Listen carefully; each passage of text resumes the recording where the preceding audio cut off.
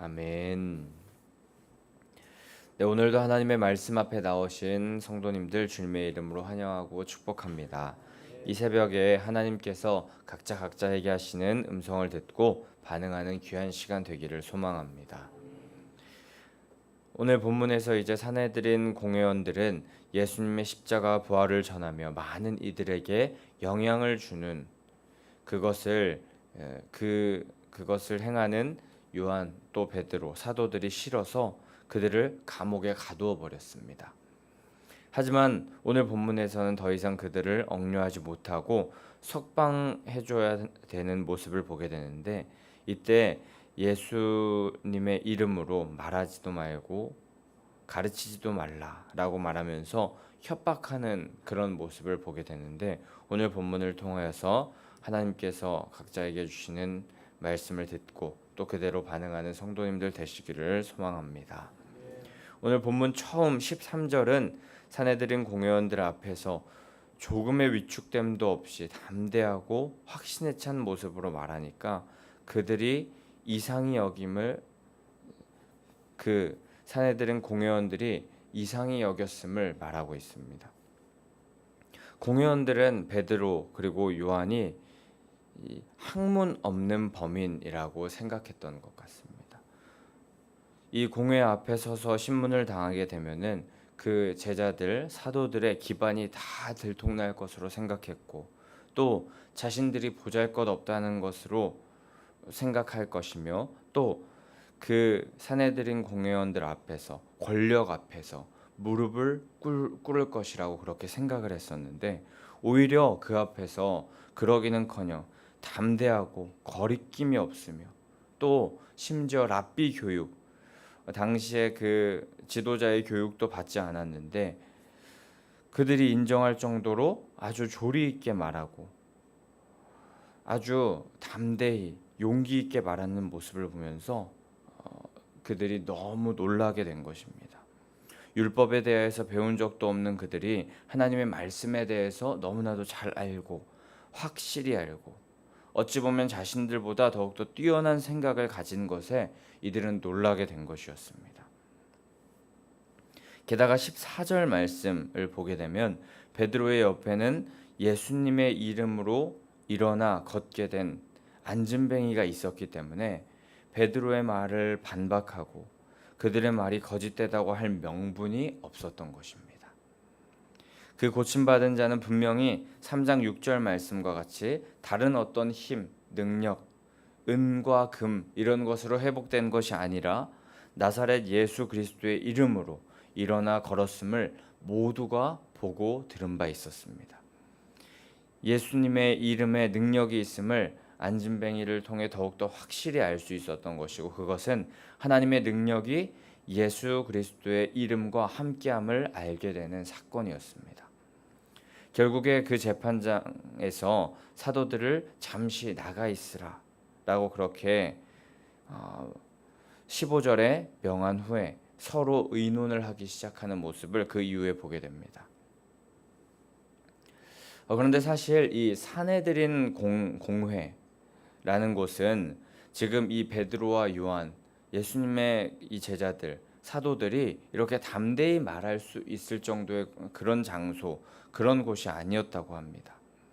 당시 사내들인 공회라고 한다면 최고 종교 재판소였으며, 또 종교적인 부분뿐만을 이야기하는 것이 아니라 종교, 사회, 도덕, 정치, 각종 현안의 의결권 그리고 사법권이 있었던 곳이라고 합니다. 그리고 여기서는 사형까지도 구형할 수 있는 막강한 권한을 가진 곳이 바로 이곳이었습니다. 사형의 집행권은 로마에 있었지만 사형을 구형할 수 있는 권한을 가진 곳이 바로 이 사내들인 공회였습니다. 그런 곳에서 베드로와 요한이 그들이 굳이 싫어하는 말을 한다는 것, 그 자체는 바로 목숨을 걸었다라는 것이고 목숨을 걸고 이야기하는 것이었습니다. 하지만 그들은 담대히 모두가 놀랄 정도의 지혜를 가지고 말했습니다.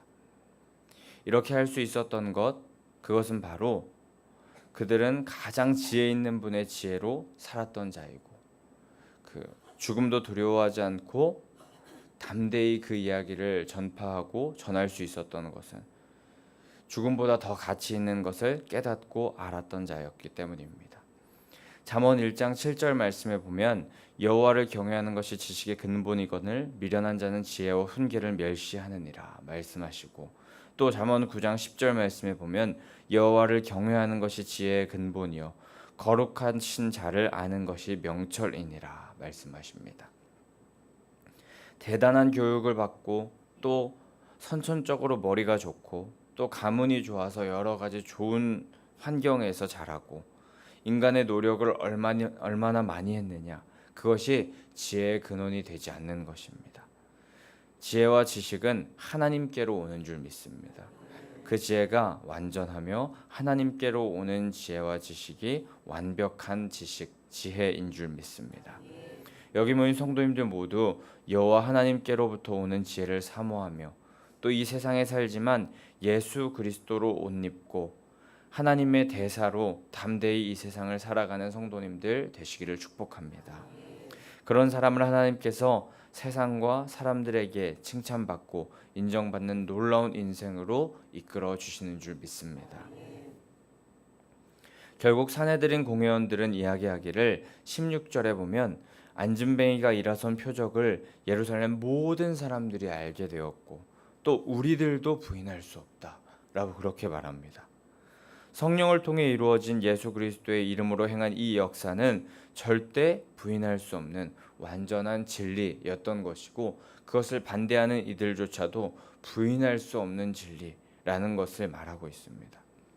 그러나 그것이, 그 이야기가, 그 부인할 수 없는 진리가 더욱더 퍼지게 되면 이 사내들인 공회원들에게 유익하지 않고 자신들의 입지가 줄어들게 되며 기득권으로서 누릴 수 있는 것들이 줄어들 것이라는 생각에 더 퍼지지 못하게 위협하여서 풀어주자라고 하면서 예수의 이름으로 말하지 말게 하자, 그리고 풀어주자라는 결론을 내리게 됩니다.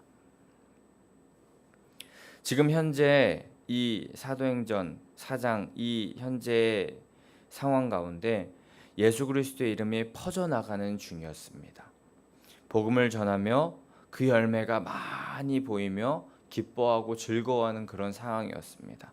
3,000명, 5,000명이나 되는 그런 사람들이 그 사도들의 설교를 듣고 예수님께로 돌아오는 그런 기쁜 복음 전도의 상황을 맞이하고 있었습니다. 근데 그런 중에 이렇게 방해받고 핍박받는 일이 생기고 강력한 세력들은 사도들을 협박하고 위협하는 일이, 그렇게 예수 그리스도의 이름이 퍼져나가는 중에 복음을 전하며 많은 열매를 맺으며 기뻐하고 즐거워하는 중에 동시에 생겼던 것입니다. 우리의 신앙의 삶도 그런데 이런 문제와 어려움이 동시에 생길 수 있습니다. 성령에 충만하여 예수 그리스도의 이름으로 놀라운 사역의 결과를 보게 되고 또 열매를 맺으며 즐거워할 때, 또 우리가 이 성전을 새롭게 건축하고 지어서 기쁨과 즐거움으로 하나님께 영광을 돌리는 그때에 그와 함께 방해와 고통과 고난의 시간이 있을 수도 있다는 것입니다. 땅의 것을 바라보며 사는 사람들에게 하늘의 것이 이해가 되지 않으니 소속이 다르기 때문에 믿는 자들과 다르게 바라볼 수밖에 없는 것이고, 또 우리가 이 땅에 살아가고 있기 때문에 이 땅의 것과 충돌될 수밖에 없는 그런 상황이 다가올 수도 있는 것입니다. 하지만 반대로 생각해 보면 곧 이런 방해와 고통, 고난은 성령에 충만하여 예수님의 이름으로 사역하고 있다라는 증거가 될 수 있을 것입니다. 또 우리의 신앙이 바른 방향으로 나가고 있다는 증거일 수 있습니다. 또한 이런 고난과 어려움은 우리로 하여금 더욱더 하나님 아버지를 의지하게 만들어서 그리스도의 완전의 단계로 나아가게 하시는 그런 그 단계를 걸어갈 수 있게 하는 것입니다. 그러니까 신앙의 사이클, 신앙의 순환은 이런 것 같습니다. 우리가 회개하고 새 사람이 되어서 성령의 충만함을 받아서 이제 사역의 열매도 맺으며 기쁨으로 사역을 하다가 문제와 어려움이 조금 생겨서 우리가 조금 주춤하기도 합니다. 이때 하지만 다시 우리는 기도하며 하나님을 의지하여서 문제, 어려움, 고통과 고난의 단계를 극복하게 하시고 이기게 하시고 다시 일어나서 하나님의 사명, 복음 전파의 사명을 감당하며 기쁨으로 그 길을 걷습니다.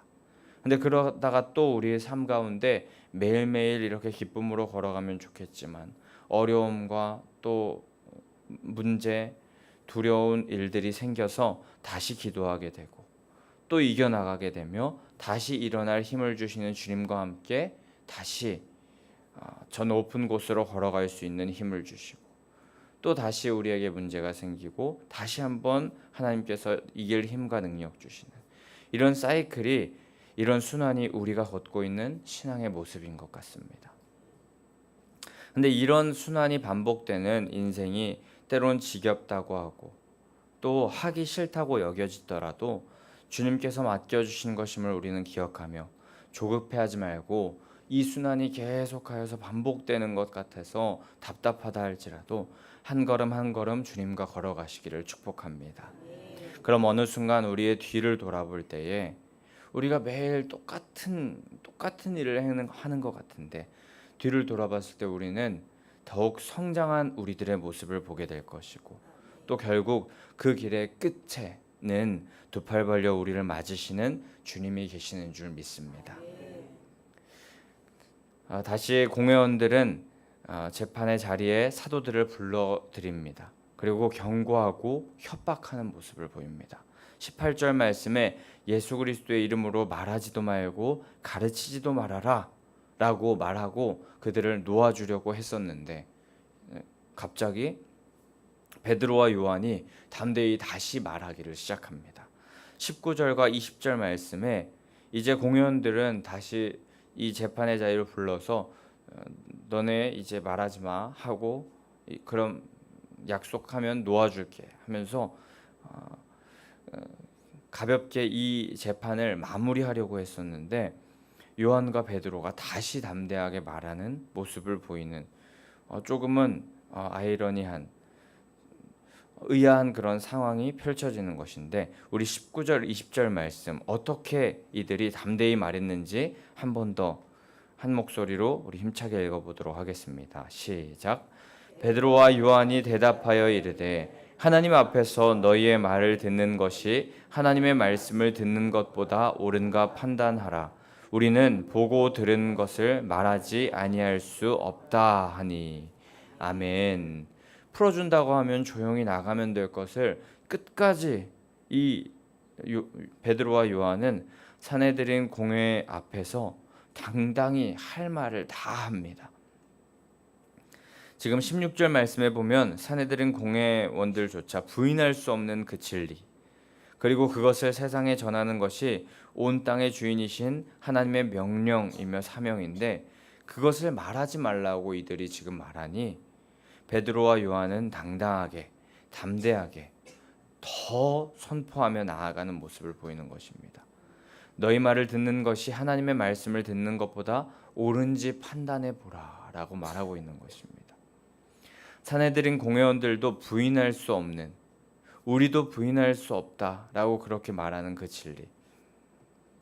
하지만 종교적, 사회적, 정치적 기득권을 계속 유지하기 위하여서 또한 군중들의 비위를 맞추기 위하여서 그들의 그 이름 말하는 것을 제한하려고 하고 있었던 모습을 보입니다.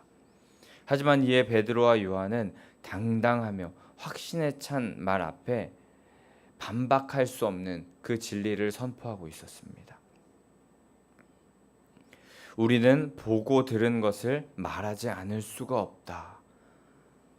고난과 고통이 와도 우리가 경험하고 우리가 만나고 우리가 체험하고 우리가 누렸던 예수님을 삶에서 선포하고 더 나아가 그분을 전하고 그 이름으로 구원을 얻게 하며 또 영원한 생명에 이르게 하기를 포기하지 않겠다라는 그 결단을 그 목숨을 걸고 사내들인 공회 앞에서 선포하고 말한 것입니다.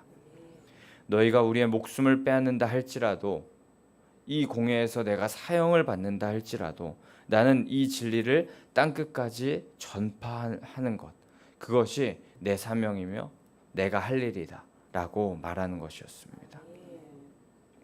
우리도 사도들과 같이 이런 담대한 고백을 하며 살아가야 할 줄 믿습니다. 하지만 우리들은 가끔 그리스도인인 것임을 세상 앞에서 숨기고 내가 보고 들은 것, 알고 있는 것을 말하지 않으며 살아갈 때가 너무나도 많습니다. 부인할 수 없는 진리인 하나님의 말씀이 우리 안에 거하며 그 사랑이 우리를 구원하셨고 우리를 지금도 가장 선한 길로 인도하신다는 그 사실을 우리가 말하지 않을 수 없어서 계속하여서 선포하여야 하는데, 우린 그리스도인으로서 살아갈 때 손해볼 것에 대하여서 염려하고 두려워하며 말하지 않고 전하지 않을 때가 너무나도 많습니다. 하지만 그리스도인으로 살아간다는 것, 신앙생활을 한다는 것, 그것은 오늘 이 사도들과 같이 그런 모든 것, 우리가 죽을 위협에 있다고 할지라도 또 우리가 불이익을 당한다 할지라도 그것을 감수하고라도 그 일을 감당해야 되는 것, 그것이 그리스도인으로서의 삶이고 신앙생활을 하는 자들의 삶일 것입니다. 신앙생활은 교회 안에서만 하는 것이 아니라 우리 삶의 모든 영역에서 그리스도께서 우리의 주인 되심을 나타내는 것, 그리스도인됨을 삶의 모든 영역에서 나타내는 것, 그것이 신앙생활이기 때문입니다. 그렇기에 이 진리의 복음을 말해서 우리에게 어려움이 다가온다 할지라도 말하지 않아서는 안 되는 것입니다. 반드시 해야만 하는 것입니다. 다니엘을 한번 생각해 봅시다. 우상 제사에 사용된 고기를 먹지 않겠다고 말하고 왕의 도장이 찍힌 것을 알면서도 하루 3번 기도하기를 선택하면서, 하나님께 말하기를 선택하면서 고통과 고난이 다가온다 할지라도 그 삶을 포기하지 않고 해냈습니다. 하나님을 믿는 자이기 때문에 고난을 감수하며 살겠다는 결단을 올려드린 것입니다. 요셉도 그렇습니다. 그냥 가만히 있으면 보디발의 가정 총무 역할을 하면서 등 따시고 배부르게 살 수 있었습니다. 한평생 그렇게 잘 살 수 있었을 것입니다. 점점 더 높은 자리로 올라갈 수도 있었을 것입니다. 하지만 그의 아내 앞에서, 하나님 앞에서 내가 어떻게 범죄합니까? 라고 하면서 그리스도인으로서의 정체성을 말했습니다. 이 또한 앞이 어찌 될지 모르지만 고난과 고통이 다가온다 할지라도 내가 하나님 앞에서 죄를 범하는 것보단 오히려 고난과 고통을 당하는 것이 낫다 라고 하면서 그 삶을 그리스도인이 되었기에, 신앙생활하는 자이기 때문에, 하나님의 자녀이기 때문에 그 고통과 고난을 감수하겠다는 결단으로 나아간 것입니다. 성도님들, 이 땅에서 그리스도인으로 살아가는 것은 어찌 보면 고달프다라고 말할 수도 있을 것 같습니다. 하지만 그런 삶 속에 예수님이 계시면 그거면 충분한 줄 믿습니다. 우리는 그분으로 인하여 세상과는 완전히 다른 평안과 만족을 얻게 될 것입니다. 가장 좋은 것으로 준비해 놓으시는 주님을 만나기 때문입니다. 또한 담대히 그분의 이름을 말하고 마땅히 주님의 자녀로 말해야 될 것을 말하며 전해야 할 것을 전하는 그 인생이 그 어떤 이 세상의 다른 인생들보다 가치 있는 줄 믿습니다. 간절히 바라기는 성령의 충만함으로 매일매일 주님에 대하여 말하며 좋으신 하나님을 나타내며 또 고통이라도 감수하는 삶을 살지만 오히려 그로 인하여 얻게 되는 세상의 것과는 비교도 안 되는 복음의 능력, 놀라운 그 하늘의 축복을 경험하는 성도님들 되시기를 소망합니다. 그렇게 할 수 있도록 그 앞에 두려움과 고난, 그런 것 때문에 망설여지는 그런 우리들의 인간적인 마음 있지만 하나님께서는 그 인간적인 마음 앞에 두려워하고 근심하지 말고 그 일 감당할 수 있도록 십자가에 죽으시고 부활하셔서 영원한 생명과 승리를 허락하여 주셨다는 것, 그 예수님이 계시다는 것 우리 기억하면서 사명 감당하는 삶 살아가시기를 축복합니다. 21절 말씀에 오늘 이 사내들인 공회원들 앞에 잡혀갔던 사건에서 이제 풀려난 그 사건으로 인하여서 하나님께 더욱 영광을 돌리게 되는 그런 사건으로 이렇게 바뀌었다고 하는데, 그리스도인으로 살아가다 보면은 고난과 핍박을 받을 수 있지만 그 일 가운데 담대히 나아가다 보면 오히려 그 사건으로 인하여 결국 하나님께, 주님께 영광을 돌리고 하나님께 칭찬을 받게 되는 놀라운 인생으로 살아가게 하실 줄 믿습니다. 연약하고 부족해 보입니다. 그래서 고통과 고난 앞에 매일매일 넘어지고 좌절하는 우리들의 인생인 것 같습니다. 하지만 주님 앞에 매일매일 성실하게, 또 주님 앞에 담대하게, 연약하지만 우리를 사용하여 주시옵소서. 우리가 그 십자가의 부활의 능력을 힘입기 원합니다.